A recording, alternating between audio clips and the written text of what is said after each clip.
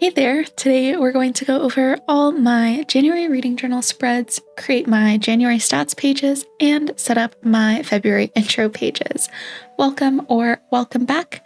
I'm Emily, and I cannot wait for you all to see my February setup. But first, let's go through all of the January stuff. I'm not going to go too deep into my thoughts on each of these books since I did a full, very long wrap-up video with very in-depth thoughts, but this is going to be more about how I'm decorating the pages and possibly a brief review here and there. The first book I finished in January was Nothing But Blackened Teeth by Cassandra Khaw. This is a pretty short horror novel focused on a haunted house and features lots of ghosts and is set in Japan. A lot of this story is about how things that appear beautiful on the outside and seem idyllic can actually be sinister, and the way that this friend group appears perfect from the outside but is actually pretty dysfunctional and toxic, and the disillusionment of these friendships. I wanted the vibe of this page to be fairly haunting and used this black paper with a rose border as kind of the basis of my setup, since that feels pretty haunting and also ties into the themes of beautiful things having a darker truth hidden beneath the surface. There's also a pretty significant part of the book that is focused on looking through the library in this house and looking for information, so I used these book washi tapes to tie that in. Then for the accent colors, I wanted to use this cherry blossom washi tape I had to accent the location of the story, and used some pink little stickers to tie that color palette in a little more so it didn't feel like the cherry blossom tape was out of place. For all my book pages, I always pick a Tombow dual brush pen that matches the vibes of the book or the rest of the page, and for this one I picked this dark pink purple kind of color to tie together the pink elements with the darker paper and the book cover. I ended up giving this book 2.5 stars. It had a lot of potential, but nothing felt explored enough, and so the themes and discussions fell pretty flat. Also, just wanted to note that for my rating system, the genre-specific letter here is S for suspense, which is where I rate the horror elements and the buildup of suspense and tension in all my horror and thriller reads. Next, I read Before the Coffee Gets Cold by Toshikazu Kawaguchi. This is a magical realism literary fiction book, and it is sort of a short story collection as it contains 4 different short stories from different people who visit this magical cafe. I said this in my full-on review, but the atmosphere in this book is impeccable, and I really wanted to capture that atmosphere in my spread for it in my reading journal. This cafe is described as being kind of dimly lit. It doesn't have any windows as it is in an alley and in a basement, so it's very sepia toned. It's also described as being somewhere where you will lose track of time because you cannot see the outside world, and there are also 3 different clocks with no indication of which one is the correct time. I chose to use this brown scrap paper I have and just tear up a couple layers of that to really give this page that same kind of brown sepia feeling to it. Then I have this perfect washi tape that is various postage stamps with coffee featured somewhere on them, so I had to use that. I also used a couple stickers from this mini sticker sheet I have of a cup of coffee, a package, which ties directly into my favorite story from this book, and I also added the sticker of a woman from the back, as all of the stories in this book feature women as the main characters who are using the magic in this cafe to travel through time. I of course had to pick a brown marker for all the headers and lettering, and for the rating system I'm using the literary fiction variation, which is a T for themes. Also, I ended up changing my rating for this one after I filmed. Since I have 8 categories, since I count enjoyment twice, I have the possibility of landing exactly between 2 ratings. I personally rate on a half-star scale, so I can end up with a number exactly on a quarter-star scale. And when that happens, I kind of just feel the vibes out and round to whichever I feel is more appropriate.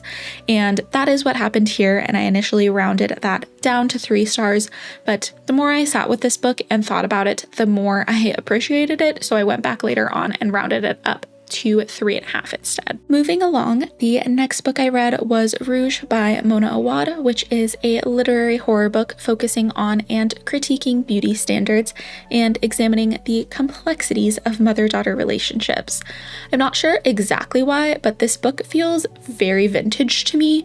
There's a lot of idolizing of vintage Hollywood and golden age Hollywood stars, and for being a book that takes place in the modern day, there's a pretty minimal amount of technology in this book, and even when there is technology, it feels nostalgic and not really like modern day technology for some reason. I think it's just the tone of the book lends itself to a very vintage feeling, so I went with that vibe for the decoration of this page. I used black paper as the backdrop to tie it into the book cover, but then for the other elements, I picked very pink and red things. The main additional element is this vintage advertisement postcard, post stamp kind of thing that is advertising corsets, which felt pretty apt with one of the themes of this book being an examination of Eurocentric beauty standards. I also added some rose washi tape I have to tie it into the cover, and also this little flower medallion thing. For the color, I decided to pick this pink color instead of the red to give it a bit of a softer look, and I'm again using the S for my rating system for suspense since this is horror, and I ended up giving this one 4 stars. Next up, I read The Poisons We Drink by Bethany Baptiste, and this book is all about love and is very pink coated, so I just had to go all in with the pink vibes on this one. I pulled out some scrapbook paper I have that is this peach color with hearts all over it and layered it with some pink plaid scrapbook paper to really set the tone of this page. Then I picked out this floral little picture because the main character in this book is a potion maker who makes love potions specifically, and I felt that the little flower picture kind of tied into her needing all these different flowers and other plants and other ingredients for her potions. As a final touch, I have all of these galaxy washi tapes in different colors, and I decided to use 2 of those. One is a more true pink with just light and dark pink on it, but the other one is pink and blue with a little purple, which I thought balanced with the cover nicely since the cover has a bit of blue in it to offset the pink. Finally, I of course had to pick a pink color for the lettering and everything. And my rating system for this book has the M for magic and world building, which is what I use for fantasy and sci-fi. I ended up giving this one 4 stars as well. I had a lot of those this month. The next book I read in January was my favorite book of the month, and that is Pet by Akwaeke Emezi. This is a YA fantasy sort of dystopian book, and there is a lot of focus on things not being what they look like on the surface. Also, there is a lot of focus on art, specifically painting, and there are multiple scenes where our main character visits the library, so I had to include a little library card. I didn't have too much stationery that I really felt fit the theme and vibes of this book that was on the smaller side, so I decided to use my mini printer that I use for all the book covers to print out some fan art of the creature in this book, Pet. For the background paper, I just picked a paper I had that was the same color palette as the cover. I saw it while I was digging through all of my stationery and immediately knew that this was the perfect place to use it since it had all the same creams and purples as the cover. For the color of the pen, I picked out this light purple, although I do wish I would have used something a little darker and a little warmer to match the cover font better, but I do still think it looks pretty cohesive and turned out well. This one got the M for magic and world building for my rating system, and I gave this book 5 stars. Then I read A Model Home by Rivers Solomon, which is another haunted house horror story that focuses a lot on complex family dynamics, childhood trauma, class disparity, and racism. For this one, I didn't have a ton of ephemera that matched the vibes of this book either, so I decided to go with this deep green background page to kind of tie in to the green on the cover, but also deepen up the palette a little bit since this is a horror book. Then I found this little stationery item I had that looks like a legal type document, and I figured that fit in with this book because the start of this book is that the main character's parents have died and they have to come home and help their sisters sort out all of the parents' affairs. And they all believe that the house they grew up in killed their parents, but there is a will reading in this, so I thought the legal document fit pretty perfectly. I also printed out this ghostly woman image, as the being that haunts this house is a pretty big part of this story, and all of the siblings talk about her a lot. Then I picked a green color that was pretty closely matched to the cover for the lettering, and I gave this one 4 stars. I told you there were quite a few of those this month. On to the last 2 books of the month. My next read was Blood Justice by Terry J. Benton Walker, which is the second book in an ongoing fantasy series. For this one, I picked out this mock-up party ticket I had, as the initial event and mystery that kicks off this book is at a party. This book also focuses a lot on the moon, as the magic the main characters use is powered by and derived from the moon. So I printed out this journal type page that has a moon drawing on it, along with some witchy hands and the sun and moon phases in the center. The background paper I picked is this dark navy color, as the first book's cover is both red and blue, and I thought it was a fun little nod to the first book. Then I had to pick red as my color for the lettering to match this cover and also complete that little callback to the first book's cover. I ended up rating this one 3 stars, and then I'll go back and add it at the end, but I make these little circle medallions for every series I read, and I forgot that I had this one printed and ready to go until I was setting up the next spread, which is The Burning God by R.F. Kuang. This is the last book in the Poppy War trilogy and the last book that I finished in January. This trilogy is all historical fantasy, and the magic is derived from a vast pantheon of gods. The 2 main characters, or I guess 2 of the main characters, both specifically use magic that is derived from elements. One is fire and one is water. I have this scrapbook paper that isn't really water, but gives me water vibes that I used in the previous installment in this series that I just had to use again here. I also used this purple plaid scrapbook paper to tie it together with the cover of the book. For the images, I found a couple different pieces of fan art for this one of which has major spoilers, so I left that turned over until the very end. For the color, I picked the pale purple I have that almost exactly matches the cover of this book, and I really love how this page turned out, and I ended up giving this book 4 stars. Okay, I'm turning that spoiler one over now, so look away for like 15 seconds if you don't want to see that, although I don't know how much you can see of it anyways. Then I added the little series medallion to this page and the last one. On to my January stats pages. I always try to make these match the cover page as closely as possible, which, if you remember, was an Art Nouveau, Art Deco kind of moon and sun style piece with lots of gold and blue. So I decided to bring those colors in, and I also added all of these little clouds behind the headers for the charts and the top header as well to make it feel a little extra celestial. I usually don't add too much art to the stats pages, or else it starts to feel really busy and overwhelming between all of the charts and the doodles and the text and everything. So I usually keep it pretty minimal as far as the art goes.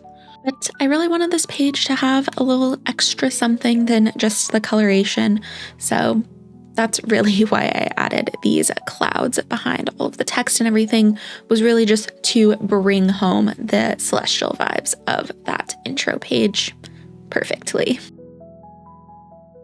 For the lettering, I used my gold Acrylograph from Archer and Olive, and then for the overall stats, I did use my blue Tombow as a background. For the font of all of my headers and all of my titles and everything, I kept it a really simple calligraphy cursive style. This is what I used on the cover page, and I pretty much always match the fonts that I use for my stats pages to whatever I picked for the cover page. And for the cover page, I picked something that was pretty simple, just to make sure that it didn't overwhelm the page too much, since the cover page was pretty involved and artistic and everything. So I kept the font really simple, so I ended up doing the same thing here on the stats pages and just overlaid that with those little cloud doodles I did. And then for the one kind of regular font that I did for the age demographic, I used my blue Tombow for the demographic part of that.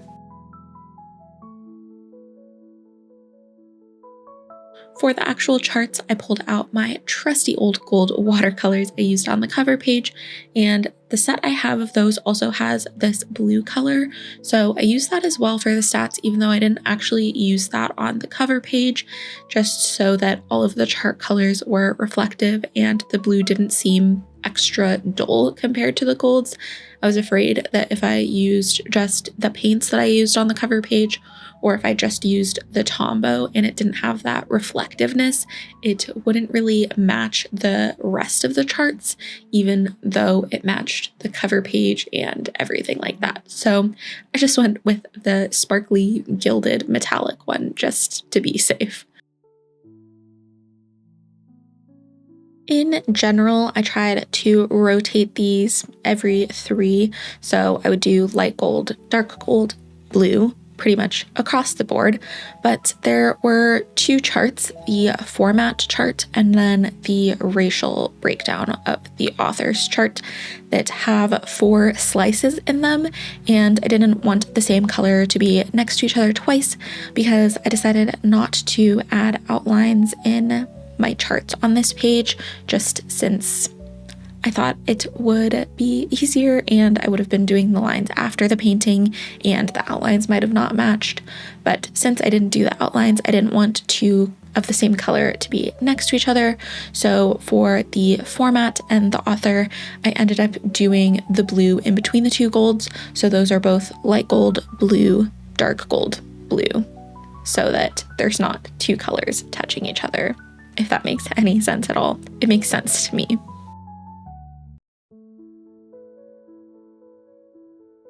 And then I tried to do something that I've done before in a different way. I tried to use the light gold watercolor on top of the Tombow to do all of my overall stats, but I've actually never tried doing this on top of a Tombow. I've only tried doing it on the page or on top of a different paint. And since the Tombows are water-based markers and the paint is watercolor, it's water-based paint, the watercolor and the marker started running together a lot. So I just used the Acrylograph instead on top of that. And it does look way messier on camera than it does in person. It barely looks like anything in person, so I'm not sure why it is so shiny and apparent that I messed up on camera, but it does look much better in person, or else I would have added a white on top of it and redone the whole thing. But yes, it does look much worse on camera. I'm not sure why. Anyways, just like my intro page, I did have to go over these multiple times, so there is a lot of footage of me just painting over things that I've already painted, so sorry about that. But while I'm doing all of these little layerings so that these colors are really opaque, I'll just talk a little bit, I guess, about some things that I usually do on my stats pages that I didn't do here. Usually I will also outline all of the charts in black, but I didn't do it here because there's been one other time when I've used the paints in the journal this way, and when I did it, my tool that I use for creating all of the circles and everything, if I do it over top of these with the black, then sometimes the lines are off from when I drew the circle in pencils or when I filled them in, and then the black was really off-centered from the colors, and sometimes the colors were going outside of the black and sometimes there was gaps, and so I didn't want to have to deal with that this time, so I didn't do any black outlines or anything, but I do usually do that, and that's also partially why I really made sure to pick colors that weren't too close to each other, was because I didn't want to have to draw those black lines dividing everything. So I think it still turned out well, but I do usually have the black lines and outlines separating for all of the charts to make it a little easier to read.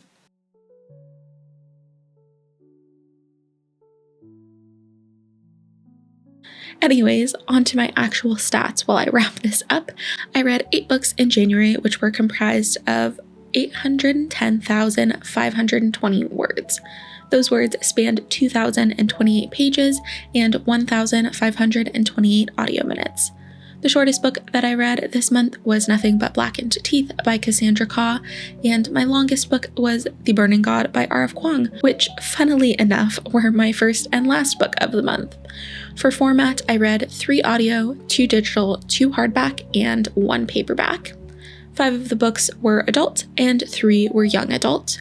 For diversity and representation, 5 of the books had Black characters, 4 of the books had East Asian characters, 3 of the books had South Asian characters, and 1 of the books had Middle Eastern and North African or MENA characters.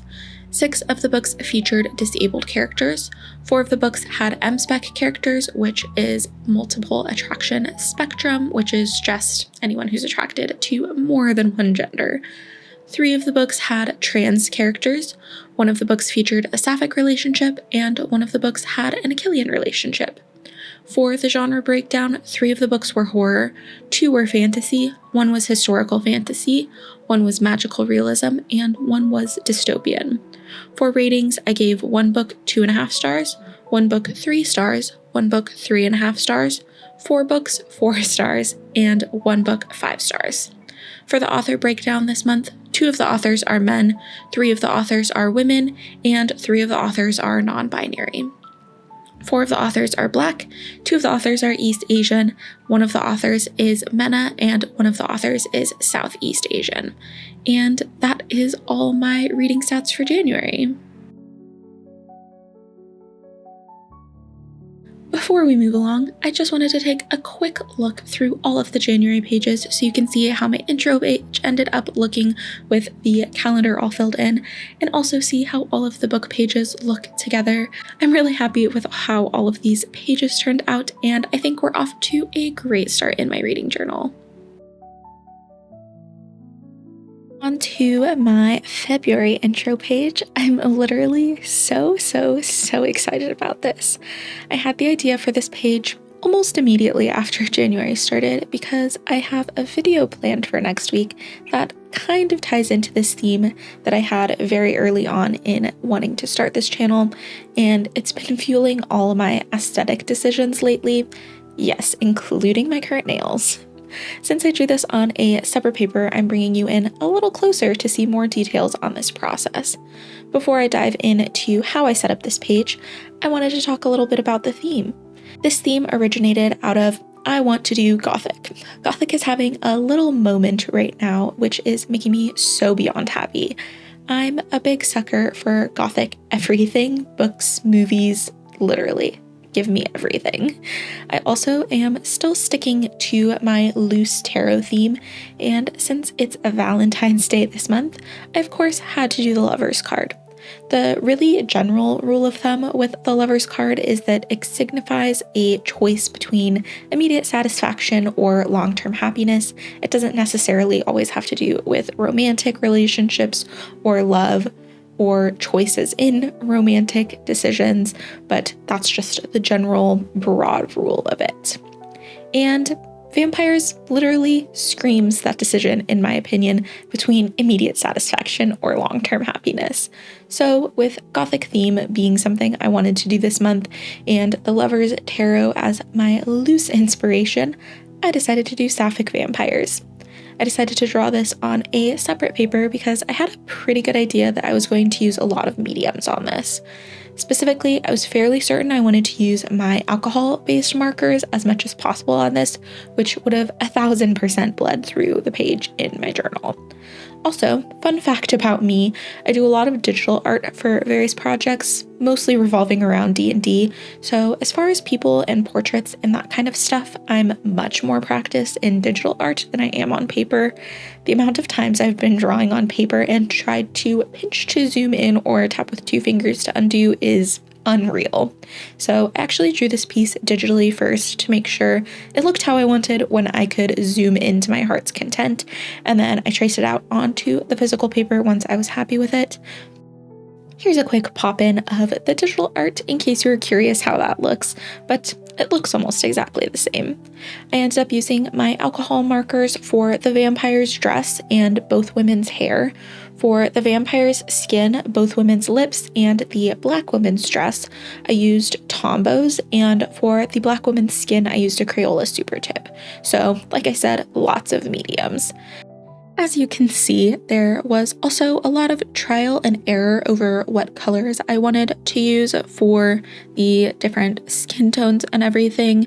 This is one thing that I always have the worst time with physical art, is I cannot have whatever color I want. When I'm doing digital art, I can pick a color, literally any color that I could ever imagine, and it's at my fingertips. But when I'm doing physical art, I'm kind of limited by the supplies that I have. So I always really agonize over what the very perfect color to pick for each element is. So you can definitely see that here with me trying again and narrowing down colors and trying to pick the very most perfect one for every single element in this picture. I also really would have loved to do all alcohol base markers for this entire piece, but I unfortunately don't have a ton because I am not able to use them a ton since they do bleed through the paper very often, but they eliminate streakiness, so I really would have loved to, but just wasn't in the cards for me. After all the color was added, I also went in and added some highlights to both women's hair using various paint pens. I originally decided to do this because the vampire's hair is black, and so all of the line work that I did pretty much got erased, but I also just wanted to bring a little more life into the hair in general, so I decided to add highlights to both women's hair. And then I decided to add in some blood using a paint pen as well, so it was really saturated and noticeable. I just really wanted it to be kind of layered on top of the skin instead of blending into it, which would have happened if I'd used a marker or something like that instead of the paint pen. My phone was unfortunately having a bunch of issues while I was recording this, so it did cut out while I was painting the moon and I didn't notice, but I fortunately noticed before too long passed and resolved the issue, so you can see me paint the sky. For the moon and the sky both, I just used watercolor. This did turn out a little brighter than I was expecting, but I honestly am fine with it because really the main thing I wanted was I just wanted the background to be less saturated than the foreground. So even though it's a little bit brighter than I wanted, it's totally fine with me since it is very muted in color. I decided to use a gray blue for the moon and more of a pale blue for the sky, and I think it turned out really, really well and contrasts with the foreground pretty well. Now that I'm done with the separate paper, I'm going to zoom back out so you can see the whole journal again. Then I pasted this in, and again, my phone cut out while I was sketching the lettering, but I did manage to catch me actually doing the lettering and filling that in with ink. For that, I just used a black paint pen to just really make it a very saturated black. But I didn't want to do any color with this since the image is pretty colorful in and of itself. I said last week during my wrap up that hopefully I would have no technical issues this week, and I jinxed myself so bad. Anyways, for the lettering, I did this pretty simple lowercase Gothic lettering. I really just wanted something that really emphasized the Gothic vibes and nature of this piece, but wasn't too distracting from the piece itself, and I think this font accomplishes that perfectly. For a reference, I literally just looked up Gothic font and it was like the second or third image, so it didn't take too much digging to find since I just wanted one that was pretty simple and basic and nothing too super special. On the left-hand side, I really loved how my calendar setup worked in January, and so I decided to set it up exactly the same for February. Each day gets a titled box with 6 lines that I will color in or put dashes through depending on what I read each day. This really lets me see how long it takes me to read a book and also how actively I'm reading a book, which I really loved.